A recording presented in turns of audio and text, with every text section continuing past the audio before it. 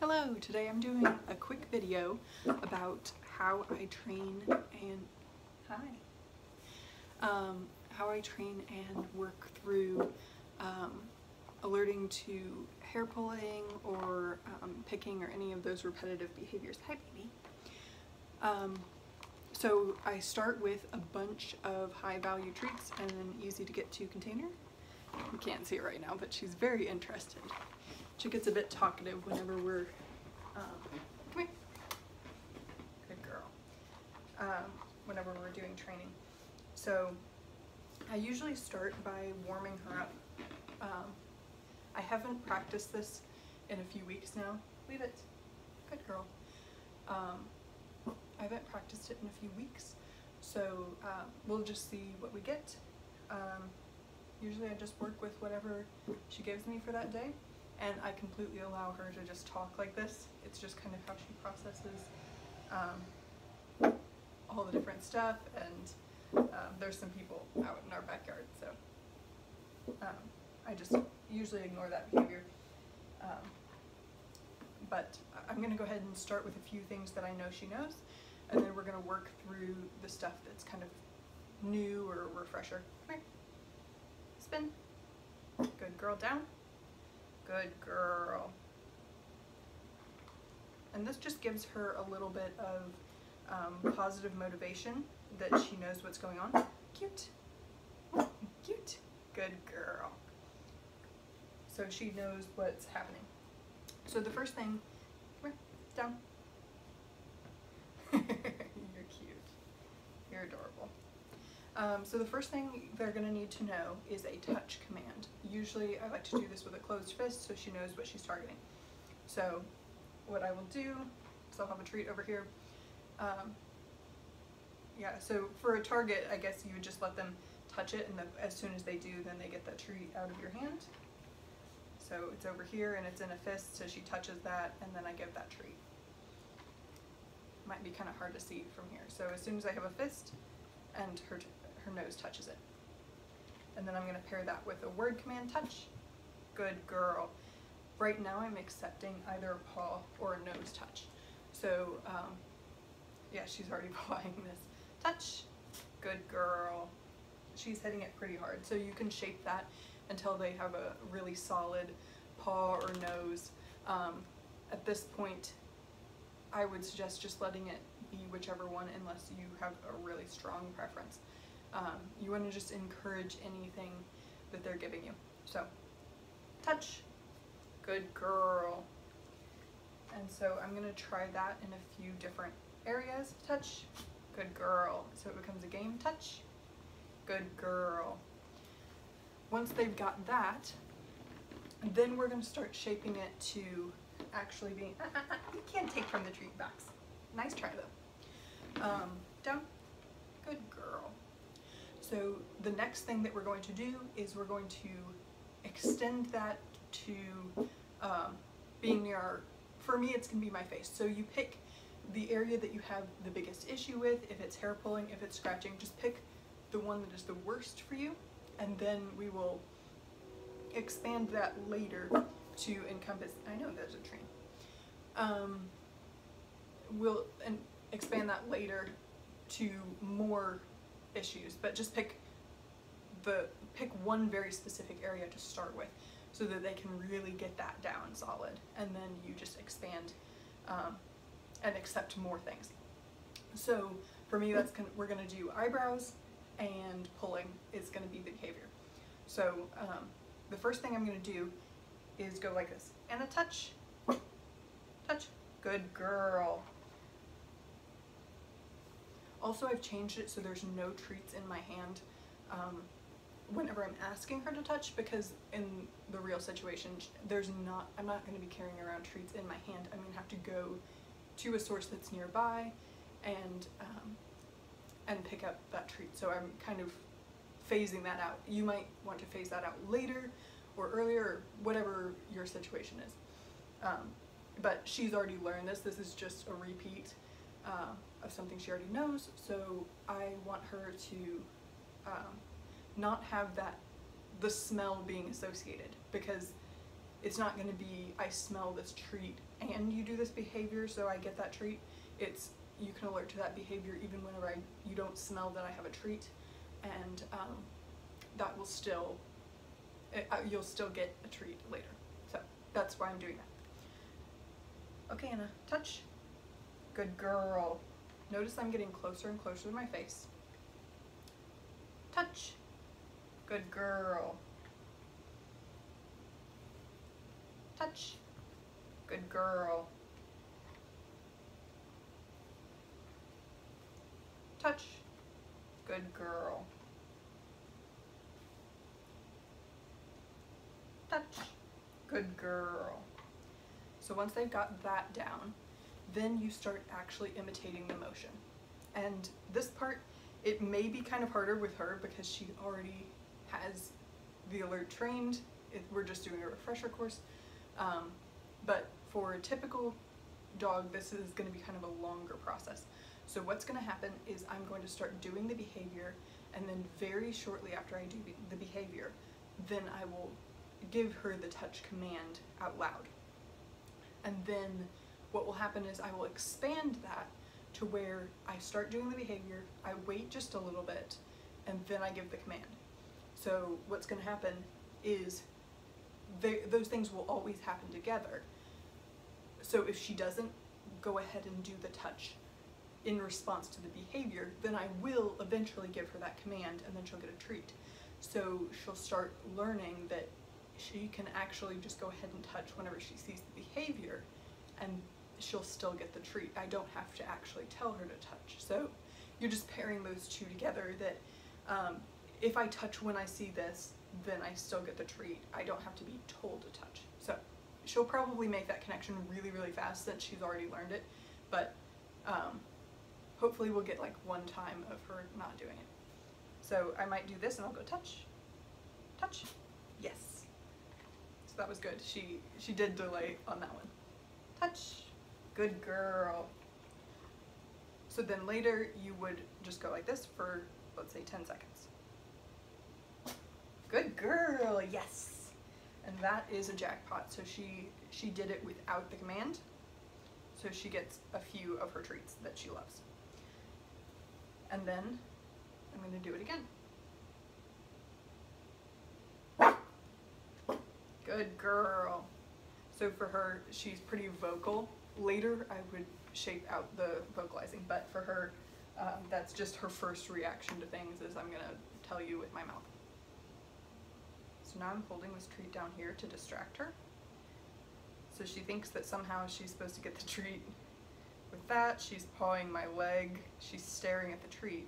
She's not noticing this, but as soon as she's kind of frustrated. How do I get this treat? Oh, good. You have to touch though. You didn't, good girl. So she didn't quite touch my hand there, she just kind of pounced on me. And because that wasn't enough, I was just kind of waiting until she gave me the behavior. If she didn't, then I would go ahead and use a vocal command.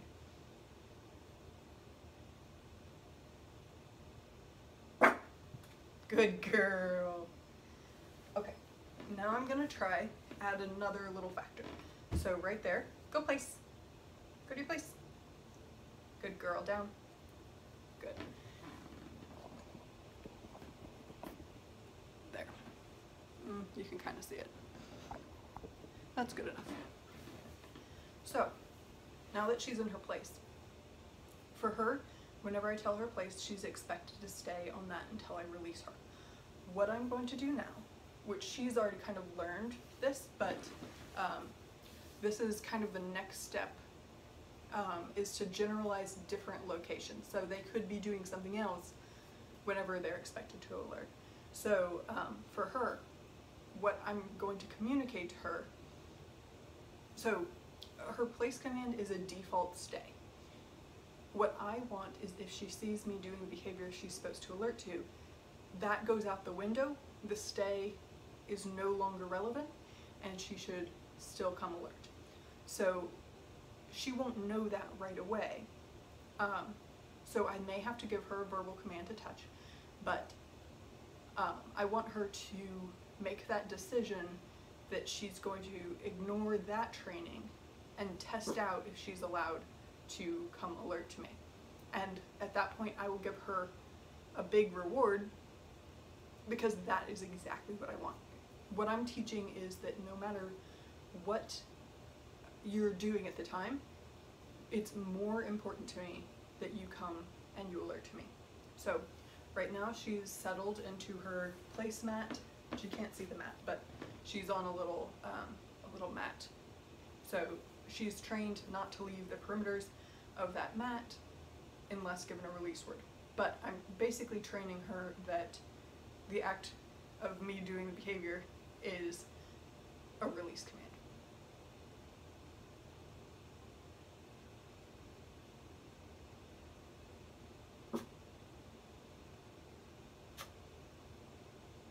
She's trying to make a decision right now. Which one's more important? And so I will very quietly, so she has made the decision that the implied stay is more valuable. But she is trying to give me a verbal alert. So what I will do is tell her, touch. Come touch. Come on. You can come touch. She has been trained so extensively. Good. Touch. Yes, that was very good. So because I've done so much training with the mat, which you can now see, she was really hesitant to break that, because normally I would just lead her back and we would continue. She's not supposed to break that. So in her mind, she's like, I've been trained that in all circumstances I don't break this. So it's kind of confusing. Anna, go to your place. Good girl. So right now we're going to practice again until she doesn't need that reassurance that she is to break.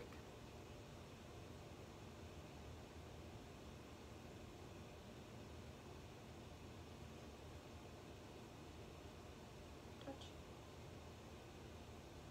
And a touch. Yes, good girl. Good girl. So we might have to repeat this a few more times. I think I'm going to do it 2 more times now, and then I don't want to overwhelm her. We haven't done a whole lot of this, like breaking the implied stay that goes with the placemat. Go to your place. Go to, nope, all the way. What the heck? No, that's not what I asked for. She's doing a rollover right now. So this is, she's confused, so she's just giving some behaviors that usually get her treats because she's a little stressed and a little frustrated. Not terribly stressed at all, like there's no visible stress. I go to your place. Go on. Good girl. Lay down. She is no longer on her placemat. This is the period in training that can be really, really confusing because they're in this unknown middle ground. So they're just kind of like, what rules apply now? I thought I knew the rules and everything was solid, and now you're giving me a new set of rules, and this is really confusing to me. So I would walk her through, like, both things are a new command, and then they'll learn really quickly after that. It can just be really stressful because you're like, oh no, did I just ruin everything that I've trained them? So you would just go, come here, place. Good girl, stay. Yes. So now she's on her place, how it's supposed to be, and in the future I just have to tweak that back exactly how it was, and that's why I'm only going to do this run 2 more times, just so that she has a few more times of practicing what I'm asking her to do, but not so many times that it just becomes overwhelming and stressful for her. So I'm also observing that she's not giving me any stress signals, no lip licking, no panting, no, all of her body language is really happy and positive. So while she's looking, I'm going to go ahead and do another. And right now she's watching me. She's still struggling, yeah. So she went back to what she knew, which I kind of anticipated. So I give her another verbal command. Anna, come touch. Forearm hand. Come touch. Good girl. That's very good. So because she's had issues with it in the past, I'm going to lead her. Good place. Good girl. I'm leading her where that is, so she doesn't have the chance to make another mistake in that area, because that's not what we're focusing on right now. I'm just letting her have success here, and we're going to do one more repetition. As long as this goes smoothly and she doesn't make any major mistakes, then I will give her some treats, and we'll have a little bit of kind of a, I call it a cool down. It's just where I give her a lot of pets and love and attention, and just kind of tell her that she did a great job with her training session today. It's been about 15 minutes, and that's a good amount of time. So I'm gonna do, it can be tempting to make the last one like a lot harder, but no, don't do that. Just stick with what you have been training, and it can be really positive. You don't want to go crazy and try like a different area or something like that. That's for later. You always start with something that they know really well, then progress to the new thing, hold at that new thing until they've got it, or until you've trained enough stuff for that day, and then have a positive end, and then be done. And then the next time, make another little step. It can be tempting to try to take too many steps at one time, because you're like, oh, we've started, we're making such good progress. I know, I'm not giving you any treats right now. Head down. Good girl. So it can be really tempting to see that progress and then be like, I can just keep going and train all these different new things, and be like, okay, I'm going to train the eyebrows and the eyelashes and the hair and the scratching and all this different stuff. And it's like, no, don't get in that position and just try to go too far. And all of this may take multiple sessions. You may train the touch command at the beginning and then slowly progress it until it's closer to the area that you want them to alert to, and then just slowly progress it. However, whatever your pace is for your dog, that's what you need to be doing, is going at their pace and making it a positive and happy interaction, and not a huge frustrating deal that you both end in tears. And it's just, no, it doesn't need to be that way. It can be a happy, positive thing. So for her, what I actually found is, as I rehearsed this, she would start alerting in real life whenever I needed it, and that was a really awesome thing. I make sure that there's treats all around the house, so that if she does catch a real one, I can give her really high value treats right as soon as I can. So that's really important as well. But once she started getting reinforced for that, she would try to expand it. So as I was scratching other areas, different stuff like that, she would try alerting. So I would reinforce those things.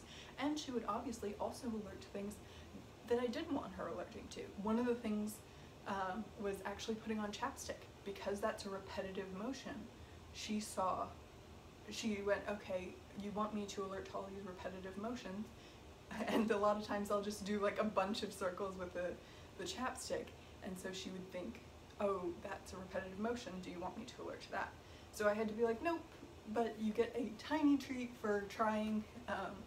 So anyway, that's something also to be aware of, is that they're going to try to generalize it, and you can reinforce them for trying, but not too much to make them want to keep doing that, because I don't need you telling me if I'm putting on chapstick. It's fine.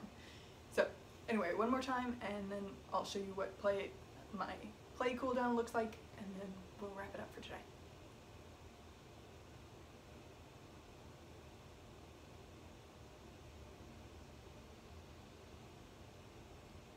Touch. Good touch, good girl.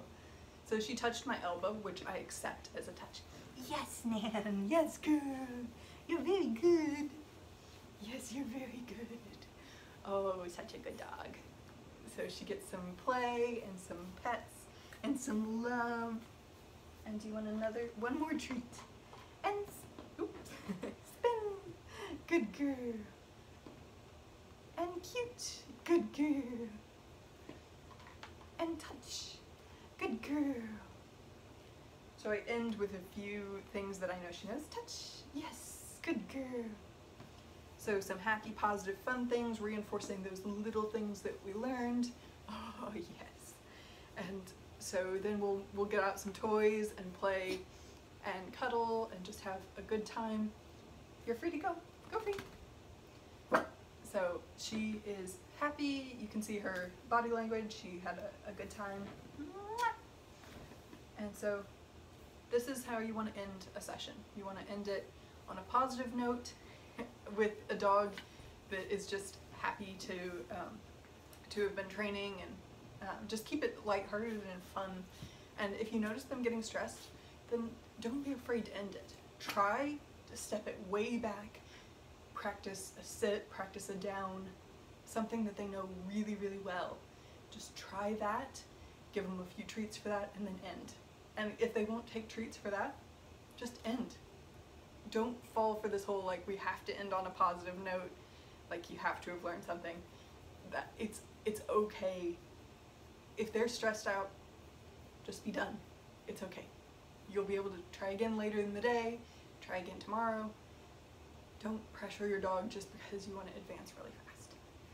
So, with that being said, we've got Annabelle and I are going to say we love you all and hope you learned something, and we will see you all next time.